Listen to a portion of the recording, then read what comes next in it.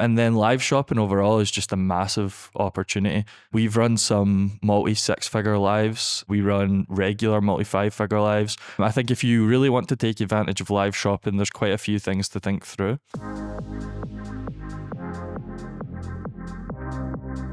Hi everyone, I'm Alessia from Tradebyte and we're here today with Ben, CEO of Unsociable. Hi Ben, a pleasure to have you here. Unsociable helps brands scale on TikTok Shop and currently operates in the US, UK, Germany and France. If we zoom a bit into the German market, how would you see the difference between British and German shoppers? Yeah, so it's a great question, and it's been really interesting for me to see the differences in all of the markets, because there's obviously culturally a lot of similarities between all of the markets that we operate in, but then lots of nuance as well. We've obviously had the German TikTok Shop market open for about 15 months now. It opened last March. What we've seen is certain categories really rise to prominence very quickly, like consumer electronics. Germans just seem really bought in. But I think the biggest thing that I've noticed in the difference between the two markets is Germans have adopted brands on the platform much quicker than what we had in the UK and the US. It took a while for big brands to come onto the platform and for consumers to start buying big brands on TikTok Shop. That's happened way quicker in Germany. And I think one of the reasons for that is Germans as a people, they just value like trust much more. Like they really think about the purchases that they're making. So it's natural that the big brands would perform better than the other brands which maybe don't have as much trust. So I think that's something to think about when you're coming on to the platform in Germany, and really having brands and products that come onto the platform that have that trust already with the consumer, or taking a strategy that's naturally going to build that trust. And actually, live shopping is quite one of the biggest trends in e-commerce right now. How do brands take advantage of it? Yeah, so I actually think live shopping's probably one of the most exciting areas of e-commerce, as well as one of the biggest opportunities. And the reason for that is we've finally got this technology in our hands that consumers are adopting to, and it gives brands that never had any kind of retail presence before, either didn't have a store or weren't in stores, the opportunity to give their customer that one-to-one retail experience through your phone, which is a totally unique thing. You know, we've not really had this before in the same way. And I think in general, what we're seeing through social commerce, and particularly with live shopping, is this move away from what I think was quite a boring, placid era of e-commerce, where we bought on PDPs on Amazon, where other marketplaces could be like quite dull and flat, to now buying through content, which is reactive. Sometimes it's live. That's such a seismic shift in the way that consumers buy. And it means that brands have to be very reactive to that. So how can brands actually take advantage of live shopping? Well, if you talk to TikTok or eBay or one of the big platforms, what they'll say is, oh, just go live, it'll be fine. I disagree with that, actually. I think if you really want to take advantage of live shopping, there's quite a few things to think through. The most important things are the presenter that you're going to have on the live. That's super important. It's like anything, really. Like if you want someone to watch a piece of content, you need to make it engaging, and the presenter is absolutely key to that. And then not all brands and not all products work on the platform. So if you're a retailer and you've got a wide product selection, you're not going to go on there with everything. It needs to be a really tight range. Even if you're a brand and you've got quite a big product assortment, really tight range, and then really clear offering for the live. Like if I'm a consumer and I'm scrolling, I need a compelling reason to stop and come onto your live stream. So like, what can you give me as a brand that's compelling enough that makes me stop the scroll?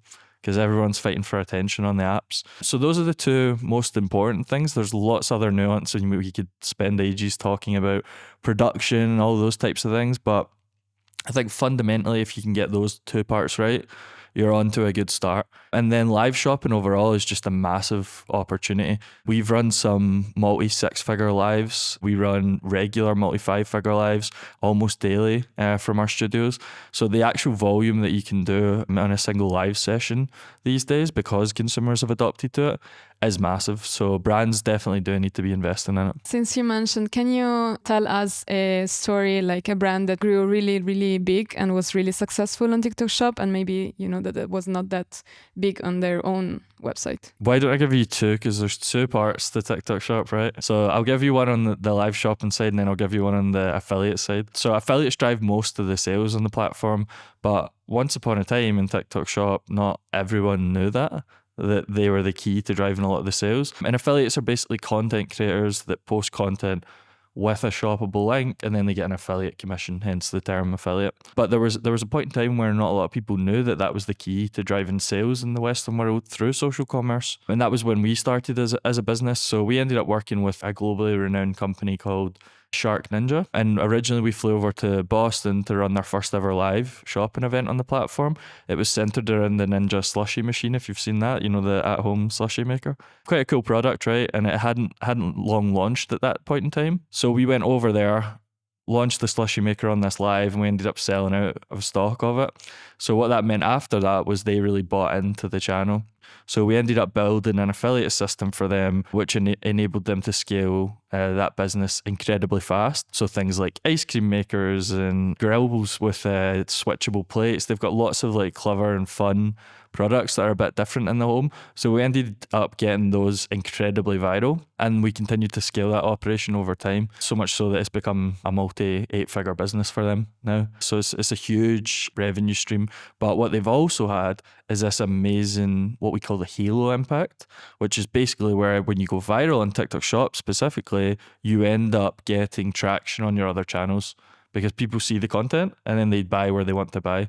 So for their business overall, it's had a tremendous impact because of that, because people have seen and discovered the products on TikTok.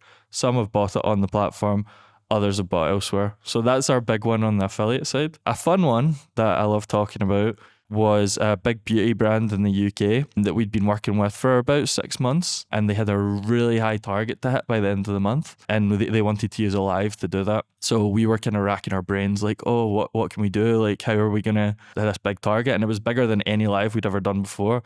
So we're like, well, for a start, we're going to need to go live for a while. And we didn't have much time to do this. And 2, we're going to need to give people a really good reason to buy on the live. So we decided to do a 24-hour non-stop live. I stayed up for 23 hours of it at the time, which wasn't healthy and I probably wouldn't do it again, but it was well worth it. And because we ran it for that length of time, it gave us more opportunities to learn with the algorithm and sell, so that we had this kind of crescendo moment at the end with a huge conversion. And what we also did was we managed to get sold out tickets to Taylor Swift's gig at Wembley to give away as a prize at the end of the live. And you can imagine how Swifties would react to that. That was a really compelling offer for people to come on the live, try and win a prize, and then while they were on, we were also selling to them as well. So it kind of blended that entertainment aspect with commerce. And it just worked so well that we ended up smashing the target, I think about 20 hours in. So the last 4 hours we managed to have some fun. Still did well. But yeah, it was really cool. We had some people stayed with us for the full 24 hours of the live, consumers, which was crazy. Some stayed up longer than me just to try and win the tickets, and because they were having fun on the live stream as well. So that was a couple of stories. Thank you. Thank you so much for the stories, for your insights, your experience. It's really great. And yes, looking forward to what's next with Tradebyte and Unsociable. Thank you. Appreciate your time.